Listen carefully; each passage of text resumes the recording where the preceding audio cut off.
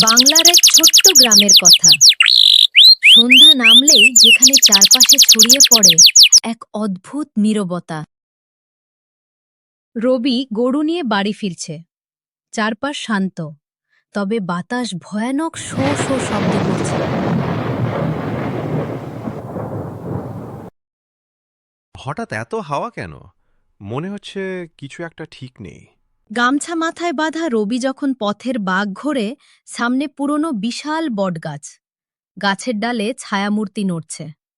গ্রামের লোকজন বলে রাত নামার পর বটতলার দিকে না যেতে, সেখানে নাকি কিছু। খে ওখানে। রবির চোখের সামনে কিছু একটা নড়ল।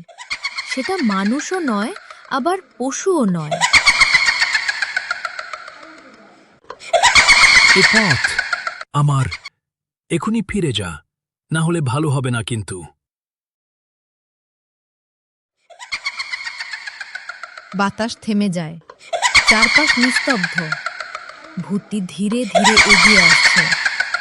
রবি দৌড়াতে চাইল, কিন্তু ভয়ে পা যেন জমে গেল।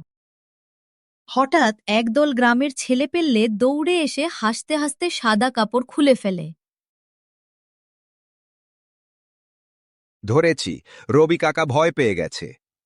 আজ হালুদের বস্তায় করে ভূত সাজছিলুম। শয়তান, তোরা এগুলো করছিস?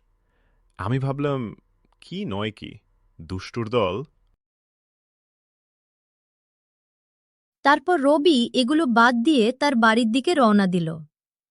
রওনা দিতে দিতে হাঁটতে হাঁটতে বাড়ি ফিরছে, পেছনে বটগাছটি নীরব। গ্রামে ভয়ঙ্কর গল্পের শেষেও লুকিয়ে থাকে দুষ্টামি আর মজা। তবে বলে রাখা ভালো, প্রতিটা গল্প যে শুধু মিথ্যা তারও তো নিশ্চয়তা নেই। Male.